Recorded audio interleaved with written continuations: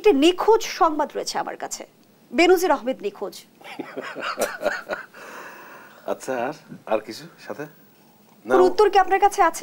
মানে উনি কেন ডিসঅ্যাপিয়ারেন্স হয়ে গেলেন, মানে ওনার এই ডিসঅ্যাপিয়ার কেন হয়ে গেলেন, এইটা প্রশ্ন। যেহেতু বেনজির আহমেদের অবস্থান সম্পর্কে আপনাদের ক্ষমতাসীন দলের মন্ত্রীরা কোনো তথ্য জানে না, তাহলে তো আমরা ধরেই নিতে পারি তিনি নিখোঁজ। প্রাসঙ্গিকভাবে আমিও জানি না উনি কোথায়, এটা আমার জানার কথাও না। যাদের জানার কথা তারা যদি এটা খোঁজ খবর করেন হয়তো জানতে পারবেন। কেননা বেনজির আহমেদের বিরুদ্ধে, সাবেক আইজিপি, ওনার বিরুদ্ধে দুর্নীতির একটা অভিযোগ এসেছে। সেই অভিযোগটা তদন্ত করছে দুর্নীতি দমন কমিশন। এই বিষয়ে আপনার লোয়ার কোর্ট একটা আদেশ দিয়েছে। সেই আদেশের পরিপ্রেক্ষিতে তার সমস্ত মুভেবল এবং ইমুভেবল প্রপার্টিজ যেগুলো আছে সেগুলো ফ্রিজ করার কথা বলা হচ্ছে। স্বাভাবিকভাবে যে সমস্ত অস্থাবর সম্পত্তিগুলো আছে সেগুলো তো ফ্রিজ হয়েই গেছে, আর যেইগুলো আপনার স্থাবর আছে ফ্রিজ হয়ে, অস্থাবর যেগুলো মুভেবল প্রপার্টি, এখন সেইগুলো কোথায় কি আছে না আছে এগুলো তদন্তকারী সংস্থা দেখবে, দেখার পরে বলতে পারবে। কিন্তু ব্যারিস্টার সেলিম আলতাফ জর্জ, আপনি নিশ্চয়ই অবগত আছেন যে ব্যাংক অ্যাকাউন্টগুলোর কথা আপনি বলছিলেন যেগুলো ইতিমধ্যে ফ্রিজ করা হয়েছে, সেখান থেকে টাকা অনেক আগেই সরিয়ে নেওয়া হয়েছে। এটার কি কোনো আপনার খুব তথ্যগত কোনো সূত্র থেকে এই খবরটা পাওয়া গেছে, না শুধু কথার কথা বলা হচ্ছে? কোন কোন ব্যাংকে তার কত টাকা ছিল না ছিল, কোথায় আছে না আছে, এইগুলো সেই সমস্ত ব্যাংকের তরফ থেকে কিংবা তদন্তকারী সংস্থা যখন এটা ডিসক্লোজ করবে তখনই আমরা বুঝতে পারবো যে আছে কি নেই। আমি এই ডিবেটে যেতেই চাই না, থাকতেও পারে নাও থাকতে পারে, তদন্তের পরে প্রমাণ হতে পারে। এখন যেই সংস্থা তদন্ত করছে তারা সম্ভবত, আমি যতদূর জানি, যে 6 তারিখে কি 9 তারিখে তাকে ফিজিক্যালি ওখানে এসে জবাব দেওয়ার জন্য বলা হচ্ছে।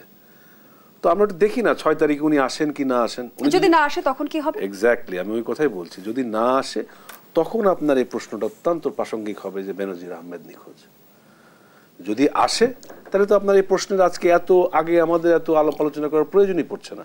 কেন দুর্নীতি দমন কমিশন তাকে, আমরা যতদূর জানি শুনেছি যে 6 তারিখে সম্ভবত তাকে ফিজিক্যালি এসে তার যে সমস্ত ফিরিস্তি বেরোচ্ছে এই ফিরিস্তি সম্পর্কে আলোচনা করার জন্য, কথা বলার জন্য তাকে ডাকা হয়েছে। তো উনি যদি ওই দিন উপস্থিত না হন সেই ক্ষেত্রে কিন্তু আমরা এই আলোচনা করতে পারি যে তাকে খুঁজে পাওয়া যাচ্ছে না, কিন্তু কোথায় গেল কেউ জানে না। তার জন্য আজকে আমরা আলোচনা করছি, এটা একটু অগ্রিম আগাম কথা বলে ফেলছি। কিন্তু যেহেতু গণমাধ্যমে তথ্য এসেছে তিনি সপরিবারে দেশ ত্যাগ করেছেন, আই ডোন্ট নো, তাহলে যারা এই সমস্ত পেপার পত্রিকা যারা আছেন তারা হয়তো বলতে পারবেন যে উনি কোন দেশে গিয়েছেন, কবে গেলেন, বা কোন এয়ারলাইন্সে করে গেলেন, এই সমস্ত তথ্য তারা দিতে পারে। এটা আমি ঠিক বলতে পারবো না, কারণ এটা আমার জানা নেই। তবে আমি নিঃসন্দেহে গণমাধ্যমের কাজ, ব্যারিস্টার সেলিম আলতাফ জর্জ সেখানেই বলছিলাম বেনজিরের নজিরবিহীন দুর্নীতির তথ্য কিন্তু গণমাধ্যমই বের করে নিয়ে এসেছে। বেনজির কোথায় অবস্থান করছে হয়তো বা গণমাধ্যম বের করে নিয়ে আসবে, কিন্তু বেনজিরের শাস্তিকে নিশ্চিত করবে গণমাধ্যম। আমি আপনার এই সমস্ত বিষয়ের কোনো ডিবেটে আমি যেতে চাই না। আপনি যে প্রশ্নগুলো করছেন এই প্রশ্নের উত্তরটা আমি দিচ্ছি। গণমাধ্যম দুর্নীতির ফিরিস্তি বের করেছে, অবশ্যই বের করবে, কারণ গণমাধ্যম তার ইনভেস্টিগেটিভ জার্নালিজমের মধ্যে যদি কারোর দুর্নীতি বের করতে পারে, সেই দুর্নীতির বিষয়টা যখনই একটা কমিশনের কাছে যাবে, এটা তদন্তের মাধ্যমে প্রমাণিত হলে অবশ্যই সাজাপ্রাপ্ত হবে। গণমাধ্যম কখনোই সাজা দেবে না। গণমাধ্যম তার দায়িত্ব পালন করবে, যার যার জায়গার দায়িত্ব শেষে পালন করবে। এখন এরপরে বলা হচ্ছে যে ওনাকে পাওয়া যাচ্ছে না। এই পাওয়া যাচ্ছে না বিষয়টা, এইটা কিন্তু আপনার আপনি বলে দিলেই পাওয়া যাবে কি পাওয়া যাবে না তা না। উনি যে আছেন কি না আছেন যথাযথ কর্তৃপক্ষ এটা জানলেও প্রকাশ করবেন না, না জানলে তো ওনারা বলবেনই হ্যাঁ পাওয়া যাচ্ছে না। সেই ক্ষেত্রে আমাদের যেইটুকু ফর্মালি আমরা বলতে পারি যে 6 তারিখে ওনাকে দুর্নীতি দমন কমিশন তলব করেছে কথা বলার জন্য।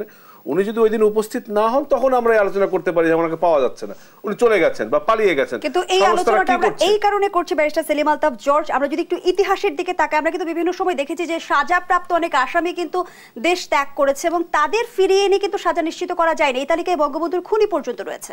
আমি আপনার বলি সমস্ত কেস সব আলাদা, ডিফারেন্ট। একটার সাথে আপনি একটা মেলাতে পারবেন না, একটার সাথে আর একটা আপনি সংযুক্ত করে কোনো সমাধানেও পৌঁছাতে পারবেন না। সবটাই আলাদা আলাদা ব্যাপার, এবং সেই আলাদা বিষয়ের কারণে বেনজির সাহেব আছেন কি না আছেন, পালিয়ে গেলে ফিরিয়ে এনে বিচার হবে কি না হবে, এটা কিন্তু পরবর্তী সময়ের জন্য। আজকে আপনি আর আলোচনা করে সমাধান করতে পারবেন না। তো যার জন্য ওনার 6 তারিখ পর্যন্ত আমার মনে হয় দেখা উচিত। দেখার পরে উনি যদি না আসেন তখন আমরা এই আলোচনা বিস্তৃতভাবে করতে পারি।